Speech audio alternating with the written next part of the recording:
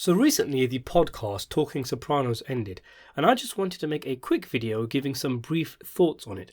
I was supposed to release a video the day it ended or the day after, but I fell ill. It's been a little while now since it ended, but it's crazy to think that the podcast ran for over a year. Our sense of time really seems to have been affected with this whole COVID and lockdown business. Anyway, as I'm sure you know if you've clicked on this video, Talking Sopranos is a podcast hosted by Sopranos actors Michael Imperioli and Steve Schirripa, who played Christopher Moltisanti and Bobby Bacala respectively. The idea behind Talking Sopranos was incredible. The Sopranos has a huge following. Its popularity has surged since the pandemic and it's getting new followers all the time. It's a timeless series, one of the best ever made, and it's not going to go away. I never really have been aware of why exactly a podcast was done. Maybe it was to capitalize on the resurgence of The Sopranos. Maybe it was to reinstate it into the public's consciousness as part of marketing for The Many Saints of Newark, The Sopranos prequel movie. Who knows? But in a time where people are obsessed with The Sopranos, where there are people like myself who make videos analysing individual lines and facial expressions from characters, the idea that two guys who were actually in The Sopranos were going to be hosting a free podcast, analysing every single episode plus bonus episodes, plus interviews with practically the entire cast and many crew members was fascinating. However, in terms of actual execution, I'm sorry to say that I thought overall Talking Sopranos was a disappointment and left a lot to be desired. I think I only ever saw about 4 or 5 episodes in full and bits and pieces of other ones. It had its moments and in a weird way I am going to miss it, but there were so many things that could have been improved upon. It never really lived up to the hype, this whole thing of actual actors from The Sopranos utilising the popularity of podcasts and taking part in the analysis and reactions to the show. It has to be said that the pandemic hit when the show got going, so if they were planning to do interviews where the guests were actually in the studio, they lost the bonuses that come with face-to-face discussions. No fault of their own, of course. Ultimately, interviews were done remotely. Even Imperioli and Schirripa were in different places, which of course can have an effect on the connective tissues between the interviewers and the guests. So the first real issue are the hosts. The entire atmosphere, the mood, the style, and the type of podcast you want to do depends on the personality of the hosts and their ability to carry these very long podcasts. But I don't think Schirripa and Imperioli were necessarily the best guys or pairing for the podcast. Schirripa has become quite infamous for turning many people away from the podcast. He's loud, crass, annoying, repetitive. He interrupts guests when they're in the middle of an interesting anecdote. He kills interesting conversations with dumb interjections, sometimes about his life in Vegas. He seems to hate so many people for insignificant reasons, and he wastes so many great opportunities. I still remember cringing when he got the show's creator David Chase on the show, and of all the theories to ask the man, he spoke about AJ's girlfriend being in league with the Lupertazzi family, which is probably the single wildest and most far-fetched Sopranos theory there is. And he ain't exactly the most clued up guy. He was shocked when he found out that Jackie Aprile and Richie were brothers. I mean, how are you supposed to take him seriously after that? He was in a scene with Richie and Jackie Jr., where Richie being Jackie Sr.'s older brother was a driving force in the scene. You know, the part where Richie is trying to convince Junior to turn against Tony. A part of me thinks he's maintaining a persona. He does seem to act a little different when talking to guys like Chase. He's a lot more mellow and polite with the superfan guests, and I have to say, annoy me as much as he did with me watching the podcast in spite of Schirripa than because of him. I do admire his frankness, his jokey attitude, and he seems like a good laugh, the kind of guy you can enjoy an evening with. But that's not what I think most people wanted from a Sopranos podcast. They wanted someone more like Imperioli, who makes an actual effort in discussing theories and meanings behind the show.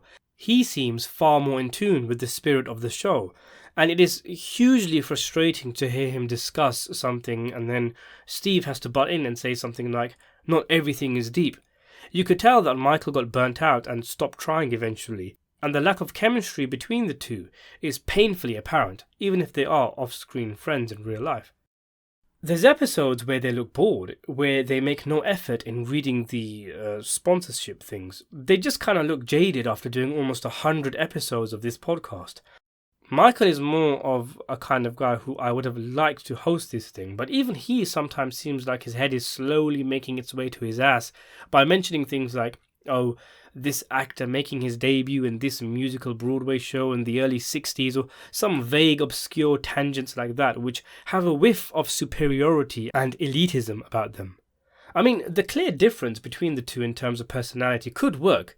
In buddy cop movies, there's always the straight one and the quirky one, for example. You can't have two people who are exactly the same, but they just didn't gel together very well. If anything, it perhaps shows that actors were the wrong choice for hosts of the podcast. And it shows in the interviews as well. Though many of the actors had some great insight, stories, and interesting things to bring to the table, and the sheer amount of people they got on the podcast was very impressive. Ultimately, a lot of actors are just guys who show up to work, they say their lines, and they go home. It isn't a surprise that some of the best interviews are ones from behind-the-scenes guys, especially writers like David Chase or Terence Winter. But interviewing is a skill, and when an actor came and went from the podcast, you do often feel like, come on guys, there were so many interesting things you could have asked them. They'll have a guest who's got a connection to an episode they're on, but they will hardly talk about it, instead going into how the guy got into acting. Schirripa blurting out, "Did you read for David?" and other uninteresting stuff, like how the actors started their careers instead of, Talking Sopranos. There's a few of the guests, I feel, who would have made better hosts. If Imperioli had a different partner, I think we could have gotten some real interesting discussions on the themes and symbolisms of the show. But ultimately, I do understand that for a lot of the actors, The Sopranos was just another paycheck, and they don't share the same enthusiasm and obsessiveness, shall we say, as us fans. But again, that's why the interviews with the crew tend to be better. Still though, obviously, many of the interviews with the actors were great. It's just that so many times, and sometimes it's because of Schirripa, the conversation moves away from The Sopranos, sometimes even moves away from TV shows and movies to things which aren't really that interesting. There's many irritating things about the podcast. Maybe they didn't anticipate it being as popular as it ended up being and were caught off guard, but little things like the sound quality of the guests. I mean, how hard is it really for one of the producers to send out a decent microphone to the guests before they do their interview? The structure is also quite awkward.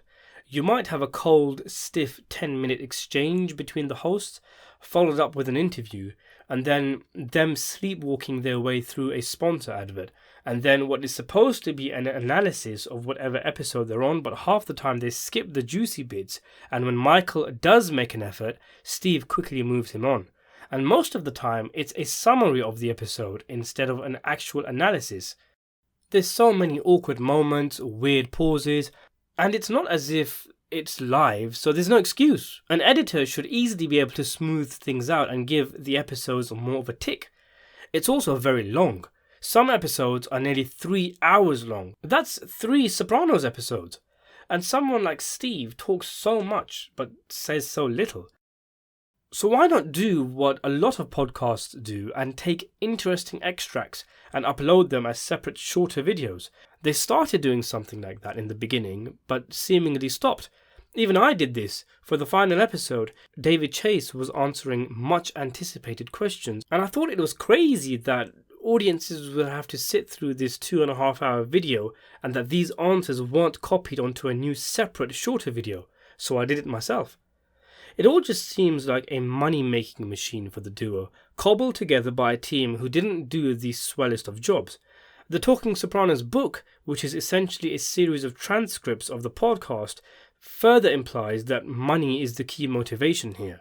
Ultimately, the idea was great, but the execution, bar a few interesting moments, not so much.